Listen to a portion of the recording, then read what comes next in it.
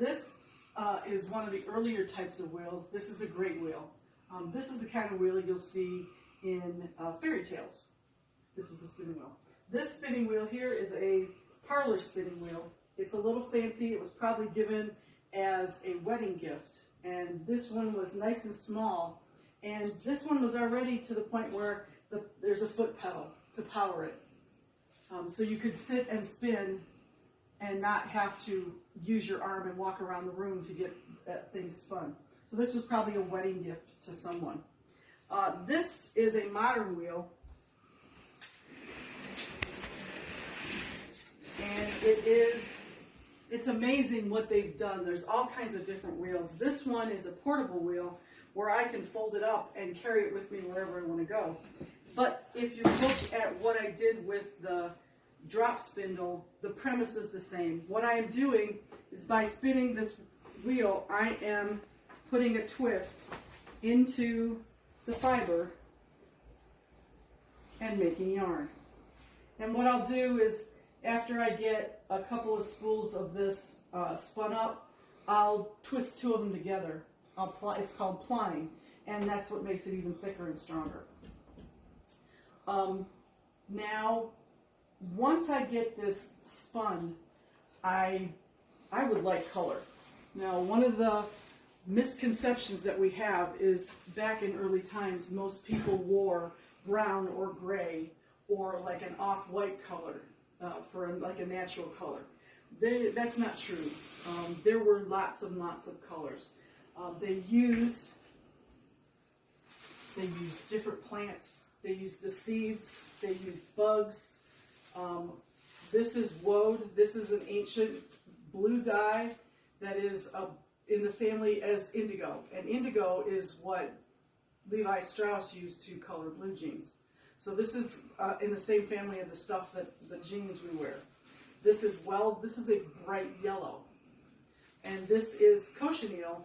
And this is tiny little bugs that live on cactus, and they give you a beautiful, beautiful red color. So ancient clothing was bright. It wasn't the dull colors that we think they had. So what you would do is you would take your yarn and then you would dye it, and whatever colors you wanted to.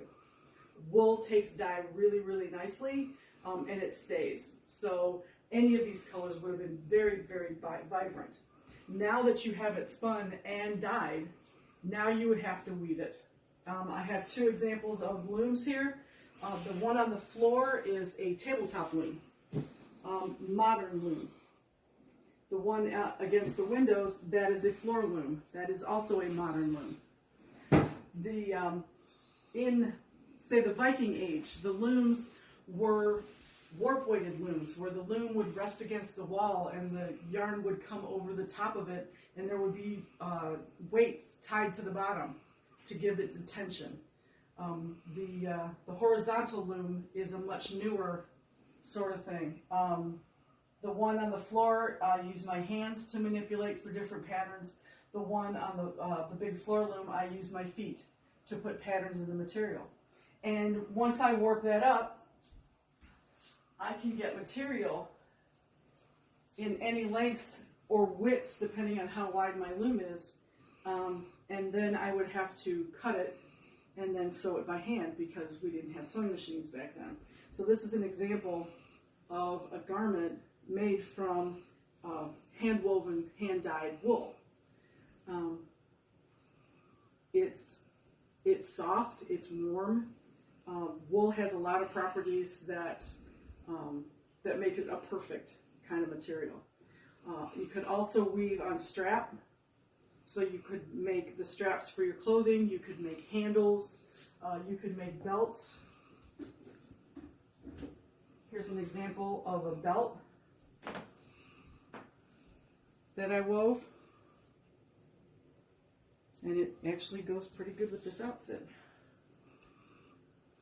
So there you have it, a belt.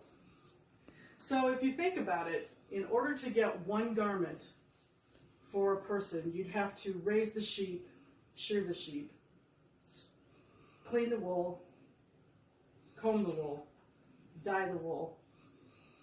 Then you would have to warp up the loom and weave the wool.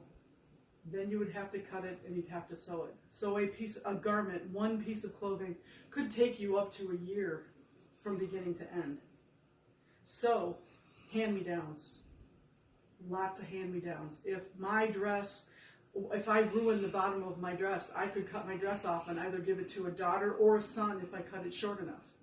There are examples of mothers leaving woven pieces to their daughters in their wills because it was such a beautiful piece of work and nobody wanted to lose it. So we're pretty lucky how we can get our clothing now. It's a lot of work, but it's very satisfying to get something from the very beginning to the very end. Thank you.